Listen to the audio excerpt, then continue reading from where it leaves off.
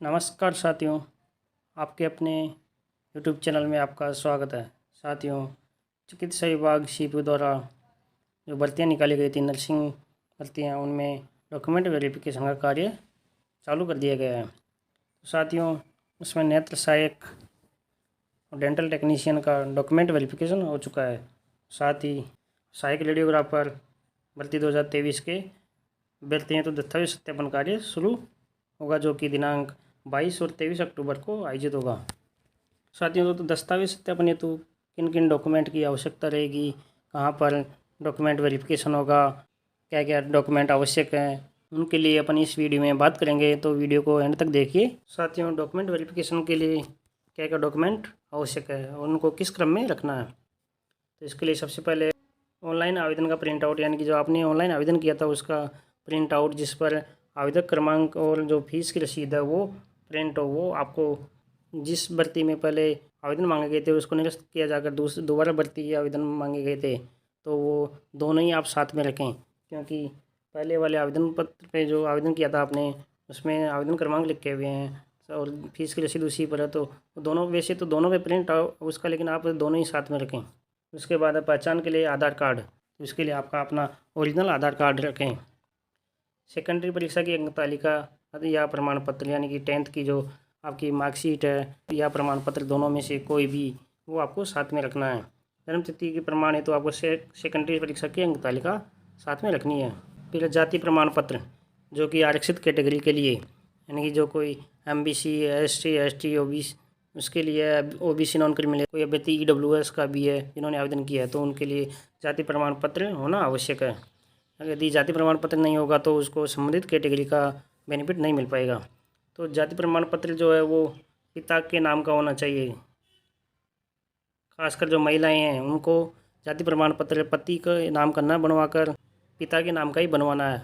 अगर किसी ने पिता के नाम का जाति प्रमाण पत्र लगाया किसी भी महिला अभ्यर्थी ने, तो उसको संबंधित कैटेगरी का बेनिफिट नहीं मिलेगा, उसको जनरल कैटेगरी में मान लिया जाएगा। तो इसलिए पिता के नाम का ही जाति प्रमाण पत्र लगाएं। जो जाति प्रमाण पत्र है वो संबंधित अधिकारी से सत्यापित होना आवश्यक है। इसके बाद मूल निवास प्रमाण पत्र या विशेष मूल निवास प्रमाण पत्र, जो कि मूल निवास हेतु एक प्रमाण है, तो वो संबंधित अधिकारी द्वारा ही सत्यापित होना आवश्यक है। विवाह पंजीयन प्रमाण पत्र, विवाहित अभ्यर्थी है, उन्होंने आवेदन किया तो उनको विवाह सर्टिफिकेट लगाना आवश्यक है। इसके बाद जीवित संतानों के जन्म प्रमाण पत्र यदि लागू हो, कितनी संतानें हैं उनके बारे में मांगा गया, तो उनको जो जन्म प्रमाण पत्र है वो मूल ही सबमिट करना है।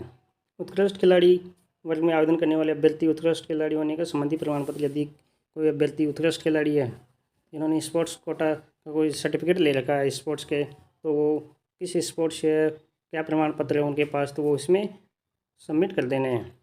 फिर भूतपूर्व सैनिक वर्ग के अभ्यर्थी सेवानिवृत्ति पर जारी PPO, यानी कि जो एक सर्विसमैन है, जिन्होंने कोई एक सर्विसमैन ने आवेदन किया, तो उनको जो रिटायरमेंट पर जो PPO नंबर जारी होता है उसका प्रमाण देना होगा, वो भी मूल ही प्रस्तुत करने होंगे। सीनियर सेकेंडरी परीक्षा उत्तीर्ण अंक तालिका, यानी कि 12वीं की मार्कशीट है, वो प्रस्तुत करना है। फिर व्यावसायिक योग्यता परीक्षा उत्तीर्ण अंक तालिकाएँ, यानी कि जिन्होंने व्यावसायिक योग्यता में जो GNM, ANM, radiographer, lab technician है, उनको संबंधित पद से संबंधित जो भी उनका डिग्री या डिप्लोमा है, सभी वर्षों की marksheet, first year, second year, third year, उनका जो मार्कशीट प्रस्तुत करना है। और जो इंटर्नशिप हुई है उनका, वो भी इंटर्नशिप को प्रमाण पत्र भी प्रस्तुत करना होगा। राजस्थान की संबंधित काउंसिल का वैध पंजीयन प्रमाण पत्र, यानी कि जो आवेदन करने की अंतिम तिथि दी गई थी उससे पहले का प्रमाण पत्र संबंधित काउंसिल से जारी किया हुआ होना चाहिए, वो प्रमाण पत्र आपको मूल ही पेश करना है। फिर अनुभव प्रमाण पत्र, ये किसी अभ्यर्थी ने गवर्नमेंट की स्कीम कोरोना टाइम पे जिन्होंने कार्य किया था, CHA, CHO, उनको अगर एक्सपीरियंस प्रमाण पत्र बनवा रखा उन्होंने, तो वो भी आपको मूल ही प्रस्तुत करना होगा, जो कि सक्षम अधिकारी द्वारा जारी किया हुआ होना चाहिए। जो लिस्ट दी गई है डॉक्यूमेंट्स की, ये आपको इसी क्रम में रखना है। इस क्रम में आपको ये दिया गया, तो इसका PDF जो आपको टेलीग्राम चैनल पर मिल जाएगा। तो मूल दस्तावेज होने आवश्यक के साथ इनके जो एक सेट जो इनका फोटो प्रति साथ में लगाएं, जो फोटो प्रति पर आपको स्वयं द्वारा प्रमाणित करना होगा। एक सेट जो सभी डॉक्यूमेंट्स हैं उनका इसी क्रम में रखना है, जो फोटो कॉपी करवा के आपको स्वयं प्रमाणित करवाना होगा, यानी कि जो भी आपने डॉक्यूमेंट प्रस्तुत किए हैं वो आपके द्वारा दिए गए डॉक्यूमेंट सही हैं, तो इसलिए स्वप्रमाणित एक सेट साथ में रखें।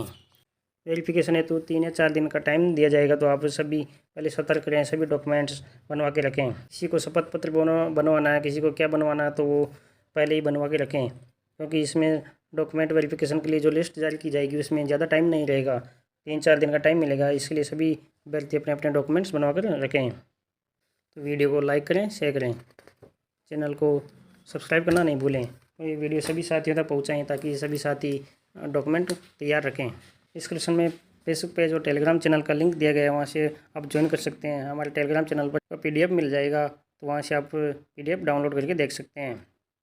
धन्यवाद।